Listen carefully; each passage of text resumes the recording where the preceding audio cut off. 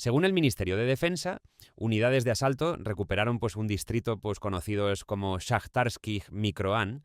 El ministerio publicó imágenes que muestran el desarrollo de la operación.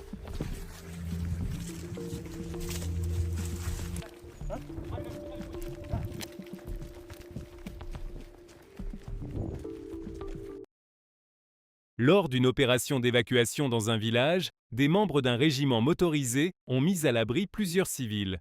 Au total, 13 personnes, dont 2 enfants, ont pu être accompagnées hors de la zone. Des tirs d'artillerie et l'usage d'aéronefs sans pilote ont tenté d'entraver l'action. Les soldats ont répondu aux appareils approchant par des tirs précis. L'évacuation a été compliquée par la destruction des ponts locaux, obligeant les habitants à parcourir plusieurs kilomètres à pied. Selon eux, ils n'avaient de toute façon aucune autre option.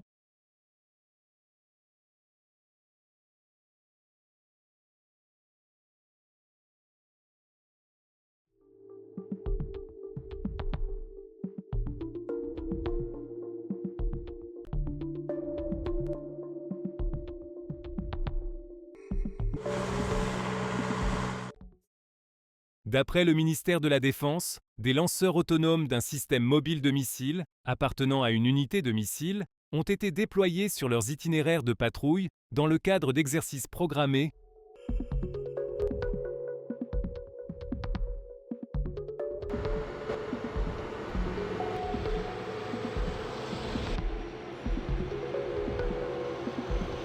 L'équipe d'un mortier de 120 mm a été neutralisée dans la zone de Konstantinovka lors d'une opération menée par une unité aéroportée engagée dans l'assaut.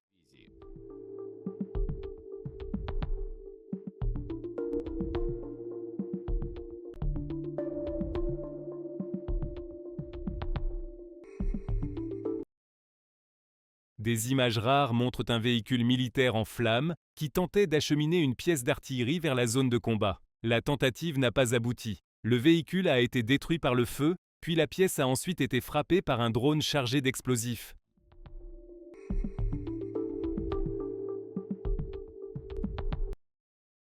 Cette fois, un drone a frappé un centre de coordination pour appareils sans pilote situé dans une zone habitée.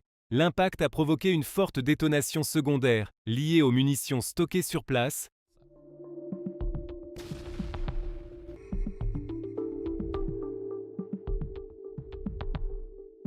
Selon les informations disponibles, un poste de coordination pour drones, ainsi qu'un dépôt de munitions situé dans l'axe Kramatorsk-Dachka, auraient été touchés.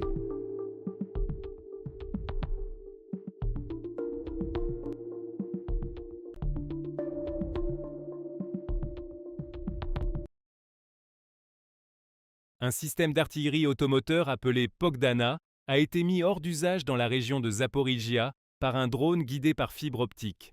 Cette pièce de calibre 155 mm, conçue pour atteindre jusqu'à 40 km, était considérée comme un atout important. Sa perte a réduit la capacité des unités concernées à frapper des objectifs éloignés.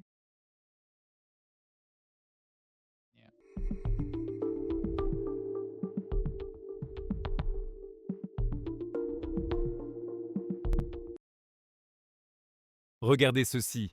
Les images d'un drone volant à grande altitude montrent comment des objectifs sont repérés et atteints au-delà de la ligne de vue directe. Selon des informations provenant du terrain, une munition rôdeuse a été utilisée dans la zone de Kéfé pour neutraliser un obusier positionné là-bas.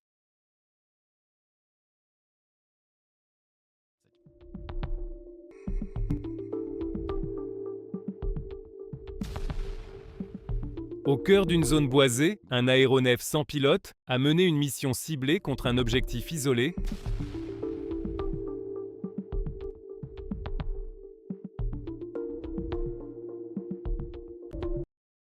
À proximité d'une zone boisée, un opérateur de drone appartenant à une formation du Sud aurait localisé une pièce d'artillerie de 15 pouces habilement dissimulée dans un rideau forestier et l'aurait neutralisée.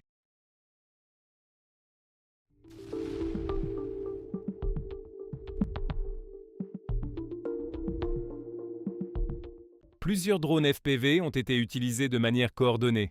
L'un après l'autre ont atteint leur objectif avec précision, accomplissant ainsi la mission avec succès.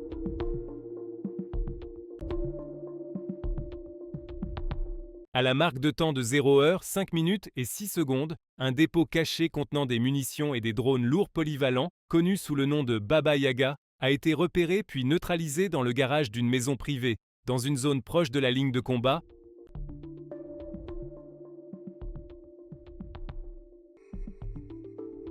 Dans l'une des zones, un dépôt dissimulé contenant des munitions et de grands appareils aériens sans pilote, installés dans le garage d'une maison privée, a été localisé puis rendu inopérant. Les opérateurs de drones ont également neutralisé un autre stock de matériel et d'équipement. Au cours de ces actions, des générateurs ainsi que des véhicules utilisés pour le déplacement du personnel ont aussi été mis hors service. À 5 minutes 53 secondes, après la neutralisation du dépôt, plusieurs drones de reconnaissance ont été déployés pour surveiller l'activité des unités dans la zone.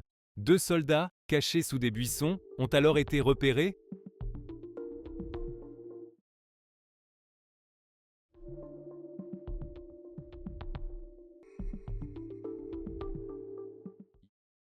Encore 2 soldats ont été repérés par des drones FPV alors qu'ils tentèrent de se déplacer vers un lieu plus sûr.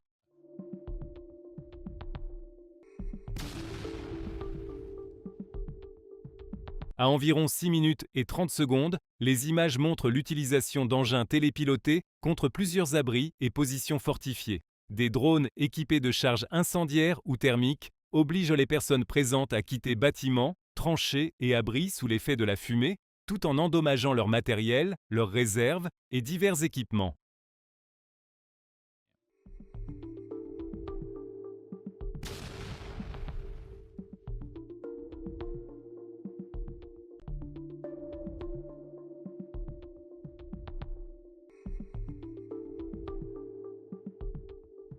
L'arrivée des frappes AP-3000 sur une position fortifiée dans la zone de Mir-Nord.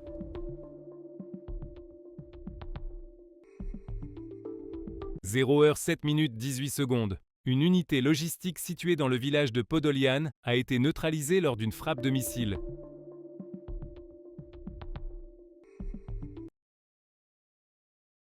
Une frappe aérienne a visé des zones de stockage de munitions de type FAP dans le village de Velikaïa Pisarevka, situé à environ 5 km de la frontière nationale, dans la région de Soumy.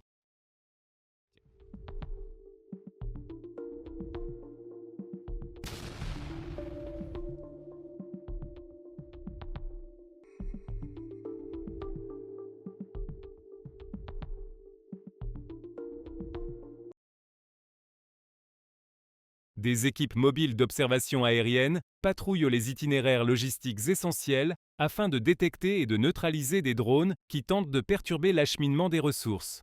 Selon les informations disponibles, ces unités auraient déjà intercepté plusieurs dizaines d'appareils dans la zone d'opération, empêchant ainsi toute interférence avec les mouvements des troupes.